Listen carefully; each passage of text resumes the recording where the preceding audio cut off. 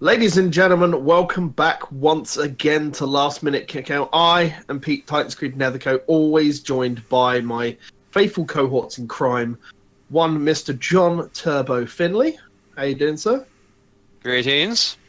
And one, Mr. Kevin, the Kevin Eva, who is our new LMKO prediction champion with that shiny belt there that John has so gratefully donated round, and it will somehow make its way to Kevin. Whether we do that once a year for WrestleMania because it's Mania, sounds. or I think once a year, every month. Yes, I don't know. Yes, fly, I would fly the belt, John. Fly the belt to all of us. Indeed. Yes, isn't it shiny, everybody? It's very shiny. It is very shiny. It's like shame I don't have any kind of like video tracking editing skills where I could just simply just pass it through the side of the screen and it's just like bring it over there. If I go like this, and Pete, if you go to your left, I think, and if John goes to his right. All right. Well, there we go. It's gonna be very difficult. Okay. There we go. Okay, Pete. Pass it over, Pete. Pass it over. Okay. Okay. I've clearly got it. It's here now. Yeah. There we go. It's travelled from the north, the way north, to the south. Overshot. Gone south. We come back. But yes, we are here talking about the showcase of the Immortals pre-show. The pre-show. The pre-show of the people to come and aren't as important as those to come. Well, I don't know. There was some moments on the pre-show. There were definitely some moments. I was mainly focusing on the matches myself, but anything of notoriety for certain. Well, actually, I lied. There is a couple of other certain moments in the pre-show that I found hilarious. I mean, let's start with other than the hour or like however long the opening video packages were. We did have the men's battle royal, which Mr. Kevin and I called correctly, with one indeed Matthew Hardy winning with the return of Senior Wyatt. Which I'm looking forward to. Will they go for the tag team championships and destroy a small child? Who knows? that will be super cool to see. Gentlemen, I wouldn't say. I'm more kind of like scaring him more so than breaking him. But hey, never mind. Well, people have already been saying if this isn't a setup for King Maxwell, I don't know what it is. But yes, gentlemen, thoughts on the men's battle royal, and I'm going to call it the men's battle royal because I think that's a fairer way to call it rather than the Andre the Giant battle royal. So the men's battle royal. Andre the person. Andre the golden idol that talks. We should probably refer to him as. It was a serviceable one, I think. I think it was fun. It did its normal stuff.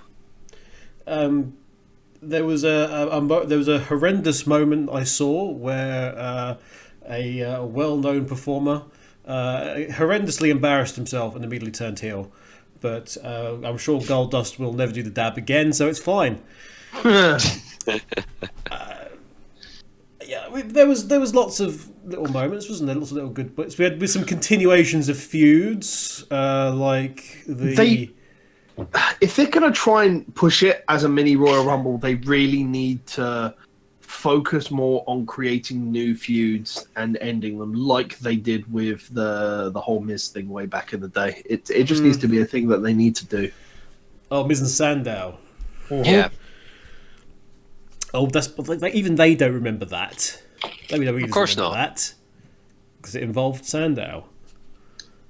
I was in that period of we don't really give a damn what the Miz is doing. So, but I mean, things that were in terms of feuds, we had the Zack Ryder and Mojo Rawley. Yes, that was a big thing they pushed on. Considering we haven't seen Zack Ryder in forever. Woo, woo, woo. You know it. You know it. I don't know what they want to do with Zack Ryder anymore. I honestly don't. I don't think they do either. Well, he's kind of like seems to be a shill for Funko Pops at the moment. Yeah, well, he is pretty much WWE shill advertising magnet with the toys and whatnot, especially on the YouTube channel. So, I mean, the man has a job for life because he's very good with his personality. Yeah, but yeah, otherwise, I enjoyed the men's battle royal for what it was. Yeah. It was okay in my book. John, I have to agree with that. It was relatively good, and the surprise at the end where Bray Wyatt came out of nowhere. It was kind of weird how even the timekeepers there was like, am I supposed to ring the bell? It's like, there's still two people in the screen. It's like, no, you're supposed to ring the bell. Wyatt's not in the match. Okay, ding, ding, ding, ding, ding. So yeah. Happily, you had to perform that I didn't have a chance of winning because Mark Henry wasn't even in the bloody match. I forgot that you picked somebody who wasn't even in the thing. Oh well. You mentioned the confusion at the end. It was in a way helpful that we had a character like Woken Matt. And there who could actually play into the confusion. Oh, what is it? What's going on? I think it was wonderful. I'll be honest. They did a good job by going back to a sealed arena, because if they hadn't have done that, they wouldn't have been able to pull that off. Well, that's going. I know. That's why I segued into it, Kev, because I knew you had something to say on the matter. Wasn't it lovely, everybody, that we went back to an indoor arena? Well, forget that again, because we're going to MetLife Arena for WrestleMania 35, and it's outdoor again, so... so all the entrances are going to be screwy, and there's still a chance... I'm kind of almost hoping that one day there's going to be a WrestleMania in an outdoor arena, and they actually get caught out. What do you mean? And it absolutely tonks it down. I mean, don't all of those open air arenas have remote closable lids anyway? All of them. It rains. Fair enough. I was just under the impression that was a thing. Never mind. Ignore me. But yes. Ask the Undertaker if he can move all the clouds with his powers. Well, they'll just make an imaginary lightning bolt happen. Moving swiftly on to the Cruiserweight Championship. Not a very hype match, but I think that's because 205 Live is... It's odd, because this is how I see it as someone who tries to watch WWE programming every week, right? I don't have Sky Sports. I don't have access to the normal ability to watch Raw and SmackDown as they're live or record it. So I have to go to dubious means to play catch up on the show. Whereas 205 Live is on the network, and I do pay for the network because, it's 10 quid and there's a lot of stuff on there. But I don't watch it because the SmackDown and Raw aren't on the network, and it's not like a matter I can watch SmackDown and then go straight to 205 Live. It's one of those weird things. I have access, but I don't watch it because the other stuff's not there, so I don't follow in and watch it. So I think a lot of people don't watch 205 Live, and that's the annoying thing. I feel like it should be recorded and buffer out a week of wrestling. But again, it goes back to the point of having both Raw and SmackDown on the network, which isn't going to happen until whenever the contracts that they've currently got even get close to expiring. Well, they're getting close to expiring, and the news is that Fox is keener to keep WWE than it is to keep UFC, which has gone down well. Mm-hmm. but they see they can get more out of that. So it looks like that's going to be renewed because they're going to just throw money at WWE. Yeah, but like it needs it. A new contract does mean that they can re-establish the rules and go, we'll simulcast. They're not going to do that. No. As much as that would be great for the that would be great for the consumer, but they're not going to do that. I mean, it's better than having a month delay on stuff. Even if it was just it shown on Fox and then uploaded to the network 2 days later. Like how they do it with Hulu in the US. Yeah, well, they cut so much shit out of it. But like, even if it's uploaded 24 hours later, that they're doing wonders for the worldwide consumer base instead of just. But I mean, I don't know when the Sky Sports contract's up because obviously they've had rights on WWE shit for the longest time. Mm-hmm. But like, if I was able to come home from work and watch it legally, which I would much more prefer to do, I'd rather watch it on something that I pay for. Because I don't need Sky Sports. I don't want to pay a massive thing to watch. I'm not interested in football or anything else. I just want to watch the wrestling. I'm not going to pay an entire thing just to go and. There was a wrestling package back in the day, wasn't there, on Sky Sports? Yeah, there was when there was more stuff available on all the other channels. But yes, people don't seem to be into it, and it's not like it was. I know it was obviously sandwiched, so we wouldn't have two Battle Royals back to back. But it's under the annoying pretense that no one's really hyped for it. It was a good match to watch, but I don't think anybody was really interested. Part of the issue, I think, with that is that 205 Live is still in the process of restructuring what 205 Live is. Because they've sort of been kneecapped twice in a row. Yeah, with what they're doing, and they're still trying to figure out, okay, who's in what position on the card, even within it. So it ended up being a match that was a showcase match for the brand, as opposed to major high stakes. Even though the belt was involved, it wasn't like major high stakes really. And it was a match for enjoyment's sake. It was interesting that they chose to, honor Mortal Kombat in the way they did, but or WCW. Or WCW. We're not sure. We're not sure. Ed Boon did go and fucking wade in on the matter on Twitter today, didn't he? Ed Boon probably did, actually. It was. Yeah, it's odd. Who knows? I ain't got a clue anymore. Hulu knows. Hulu actually got a shout out. Well done, Hulu. Yeah, they remembered you at WrestleMania. Do you know what else got a shout out, Kev? VR did. Yeah. I know because I'm halfway through writing an article about it. So did everybody's favourite car game. Yes, and it wasn't. You know what? They thought about it, and they thought about it. And after thinking about it for about 15 seconds, they decided that what if it ain't fixed, let's break it. And welcome everybody to the showcase of the same goddamn Rocket League ads we've been seeing for the past however long. Yeah. Take the shot.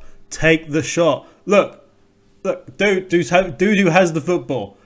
She's just gonna bring in a car. Forget it. Pass to somebody else. I'll tell you this much: it wasn't the most repetitive ad of the night. Are you alluding or the weekend, for that matter? Are you alluding to the Paige, perchance? Oh yeah, the massive Paige that was mate. That advert over and over and over again. That advert. Hi, Paige here. No, Kev, you forgot it. You didn't see him go right into the camera. Oh no, I did. It was more like. Hi guys, it's Paige. Like with the long delay, and it was my god! Oh, bless her, they're keeping her busy. Like, I understand why they're using her to promote, and I understand that part of the reason that film's been made is why she's still with WWE. But yeah, it leads into a good segue into another Mr. Talking Point that I know Mr. Kevin would like to make on the Women's Battle Royal and what happened just before it. Mr. Kevin, unleash the rant. Michael Cole, you absolute semen stain. What the fuck were you thinking? And if it wasn't you, okay, what the hell was idiots in the back, monkeys on the mic, in his ear? What the heck were they thinking? Okay, so if you missed this, and I wouldn't blame you if you did, because it was in the opening bit for the Women's Battle Royal, and we'll get onto that obviously straight after this. But you had a situation where you had the commentary team, and they were joined by Beth Phoenix, who was good value, I thought, throughout. And then you also had Paige there, so you had a sort of connection to the past and the present of women's wrestling, as it were. And in the introduction to everything, Michael Cole sort of turns to Paige and goes, "Say, so you're injured and won't be able to take part in this year's one." To which Paige just sort of looks at him, as you could see her. You know the Simpsons gag where it's like you can see the exact moment when Ralph Wiggum's heart breaks. You can do the exact same thing. I'm surprised somebody hasn't given that up. The exact. It'll probably be featured on Botchamania. Trust me. The exact moment you see Paige's heart break, because yes, she is injured. She's probably never going to wrestle again. In fact, it's like 99% certain she'll never be able to wrestle again. The woman is devastated. And what you did, Michael Cole, you absolute fuckwit, is basically take that on live TV, go right in her face with it. And unsurprisingly, there was just a very, very quiet response of, maybe next year. At which point, it all went slightly quiet. The camera zooms in on Paige's face as she tries desperately not to cry. Look, if you have learnt anything from... Sharpen the knife, John. Sharpen it up. Here you go, Cole. You might want to use it in this. Stab it in. Stab it in the back. Stab it in the back, through the heart, out through the front again, and then hang a sign on it saying, "This lady can't compete." In a situation, WWE, where you've had to deal with quite a few instances over the last, let's say, 10 years of wrestlers who have had to retire early. Heck, you had a freaking major story about one of said wrestlers managing to do a miraculous comeback that we're all thankful for. Yes. In that time, you will have noticed Daniel Bryan talking about the mental challenges of having to get over that, the potential depression that these wrestlers have and having to deal with, that the thing they have dedicated to their lives to, they will not be able to do again. How freaking helpful is it to Paige to literally make practically a jocular comment about it? Just no tact, no sense, no forethought at all. How is that exactly going to help Paige get over this? I mean, she's out there to sort of feel a part of it, and you've just taken it straight away from her before it even begins. Funnily enough, she didn't talk that much throughout the thing because she's trying to, I mean, she shot her voice out of access, apparently, for one reason. But, you know, funny enough, hell, she wasn't going to inject much after that, funnily enough. It is a very delicate subject. And it is something that people will struggle with in no matter what line of work they do. For the love of God, don't do something like that again, because you've taken something that was meant to help somebody feel a part of it and made it into something that actually has made them feel 1,000 times worse on live TV. Well done. Boys, you. Michael calls a dickhead. Yep. And whoever was in his ear who fed him that line, or whoever wrote it in that script, can jump off a cliff. I think Michael Cole needs to be, for someone who is supposedly this wartime reporter, you would assume would have had a little bit more tact in being able to talk to people about stressy situations and anxious situations and everything else. And it really is disappointing. Now, guaranteed it's going to be something that's, a question that she probably does get asked, but not by a work colleague, essentially, regardless of... And it's been a big thing I've noticed over a lot of this WrestleMania weekend on the multiple shows about how the broadcast team are calling themselves broadcasters rather than superstars or anything else, even though, they're technically classed as superstars or what the fuck ever they want to do there specifically. But that shouldn't remove the basis of common sense and humanity away from themselves to ask another human being a decent question. We've seen this a couple of times, actually, with Cole, I think, in the last 6 months.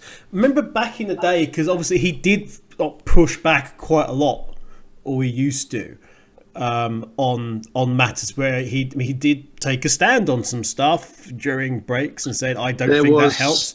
And every time he's been pummeled down. And I think it's a case that after such a long tenure with WWE and having that in his ear for so long, he's almost like he's lost his filter with age. I'll be honest, I think a big part of that problem is going to have been JBL. For someone that has worked with JBL for the longest time, he was very much in his corner when all the allegations and stuff like that came out. So that's definitely not going to have helped with anybody's sort of filter switch. But JBL was on the pre-show. How good to see him again. Hashtag fire JBL. Hashtag refire JBL. Hashtag never hire JBL. I hope stick with the rugby. I hope that the only time I ever hear about JBL again is going to be when he is inducted into the Hall of Fame, and that'll be it. Because quite frankly, the man is a disgrace. Yeah, but moving on. Women's Battle Royal. Yes, indeed. Some interesting points. I think we had the first LGBT competitor to compete at WrestleMania on the women's side. Is this correct? I wasn't sure of that, but if so, yeah, that's good. I can't remember the superstar's name, but it was one of the ladies wearing the numerous rainbow colours. But that was a point. I do have a point that I do want to argue about the Women's Battle Royal. Please make the women stop sounding like they're fighting over bitchy things. Becky Lynch, I'm quite sure you don't want to beat up a woman because she's wearing orange. Orange is your colour. You're Yes. orange. Yeah, I was kind of... I mean, are you going to go and fight Sheamus? Is that why he's got silver tint in his hair? At Yeah, that's why he quickly added it on to just go, crikey, Becky. I don't want to fight Becky Lynch. She's orange. You're going to go onto the Muppets? You're going to fight fucking Beaker? Like, actual fuck. You're gonna go fight for the love of sun. God, for the love of God, no one introduce her to the Netherlands. Will international incident. Oh man. Well, she could take on Carrot Top for all I care then. Was he on the pre-show as well? Our old friend. Aye, who froze up quite badly on that one segment. Oh, did he buffer? Oh, what a shame. Aye. What a shame. Nicer but yeah, going back to the women's battle royal. I like the NXT representation there. It's like it was real good representation. I just didn't like how it started. That was the problem. They were kind of like just going out one at a time. It's like first Carmella gets chucked out, and then who was after that? I can't mind. I don't remember. But it just started with that, and then the third person was gonna be Kairi Sane, which was like no. But no. Eventually, the rest of the NXT girls came in to, stand their ground, and then boom, we had to carry on from that. A nice moment where NXT sort of planted the flag in the ground and just went, "We are the next generation. Please take note of us. We are next." Lol, lol, lol. But eventually it would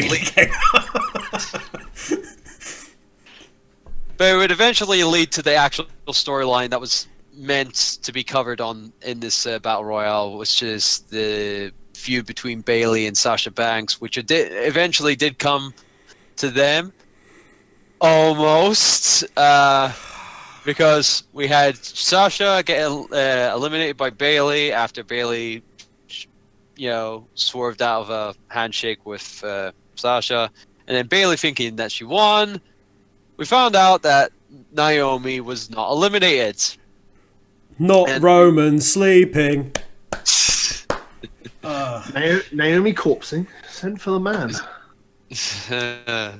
But Naomi got the win. That's her second win in a row. She won the title last year, and she wins the Battle Royale here.